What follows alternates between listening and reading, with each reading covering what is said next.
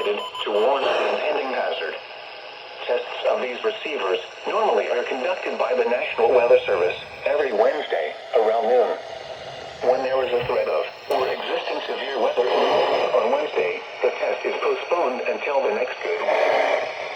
The warning alarm transmitted over this and other NOAA radio stations in southern Wisconsin will normally be activated for watches and warnings that affect the following Wisconsin counties: Richland, Vernon, Adams, Juneau, Marquette, Waushara, Winnebago, Calumet, Manitowoc, Sauk, Columbia, Green Lake, Fond du Lac, Sheboygan, Dodge, Washington, Ozaukee, Iowa, Dane, Jefferson, Waukesha, Milwaukee, Lafayette, Greene, Rock, Walworth, Racine, and Kenosha.